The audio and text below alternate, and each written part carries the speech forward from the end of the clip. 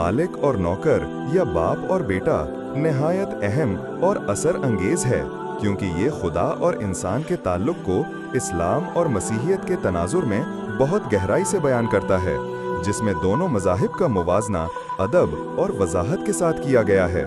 मालिक और नौकर या बाप और बेटा इस्लाम और मसीहियत में इंसान का खुदा से रिश्ता। ज़रा तसव्वुर करें, एक मशरिकी बादशाह, एक नेक और वफादार नौकर और एक नाकाबिल यकीन पेशकश। बादशाह नौकर को अपना बेटा बनाना चाहता है।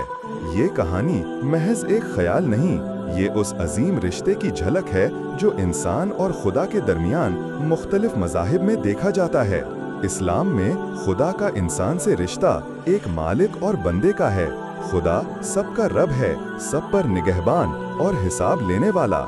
ये रिश्ता इताअत, इबादत और आमाले सालिहा पर कायम है।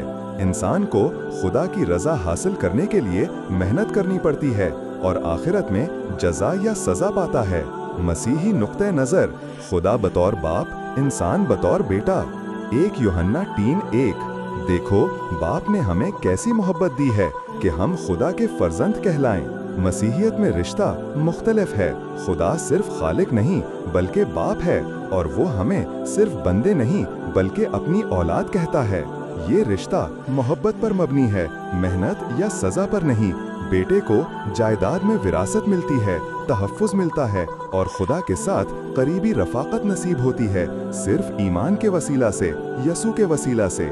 इस्लाम में इंसान खुदा के दर पर झुकता है, मसीहियत में खुदा दरवाज़ा खोलता है और बेटे की तरह गले लगा लेता है। गलतियों 4:7। बस तू अब गुलाम नहीं बल्कि बेटा है, और जब बेटा हुआ तो खुदा के वसीले से वारिस भी हुआ।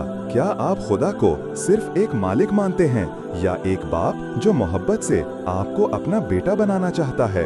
यूहन्ना 1:12। जितने उसे कबूल करते हैं उन्हें वो खुदा के फर्जंद होने का हक बख्शता है। खुदा ने आपको इख्तियार दिया है कि आप महज बंदा न रहें बल्कि उसके बेटे, उसकी बेटी बने।